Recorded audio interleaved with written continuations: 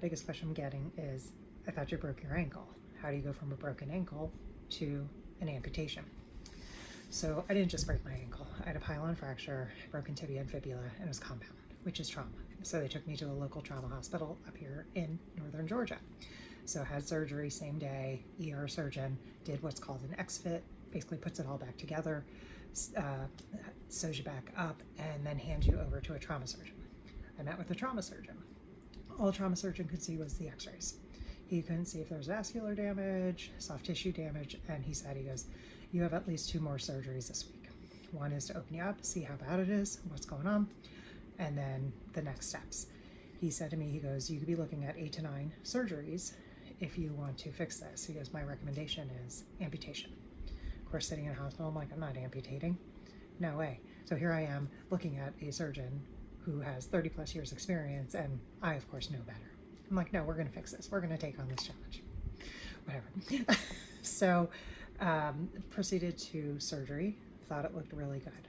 Well, what happened over the course of the past 9 weeks was I developed a multi-strained antibiotic-resistant infection.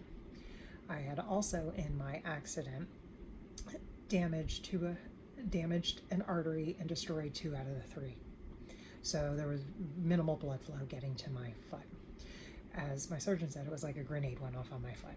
So for them, the bone breakage was the non-issue. The issue was, can the blood get to the foot? Can it fight the infection?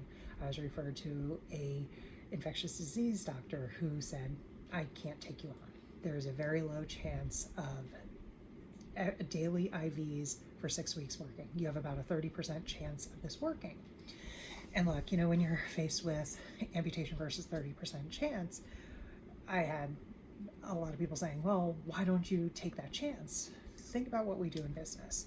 Would you put your entire business in a program that had a 30% chance of working? No, we would all say, no, it's not going to work, so we're not going to risk the business. Well, I wasn't going to risk my life on a 30% chance. So after I talked to her and she said, it's just not going to work, I made the decision to do the amputation. She had already called the doctor, and then we had it scheduled for about 10 days later. If I would have read my doctor's notes from the very beginning, I would have seen the increasing urgency in to make a decision, because this was getting progressively worse. And why I had my leg amputated? Because I wasn't going to lose my life to an infection. So it wasn't about the broken bone. Broken bone was the easy part. They put me back together, lots of pins and rods and everything, but it was the infection that was going to take me out. So that's how I went from a broken ankle to an amputation. Hope this helps.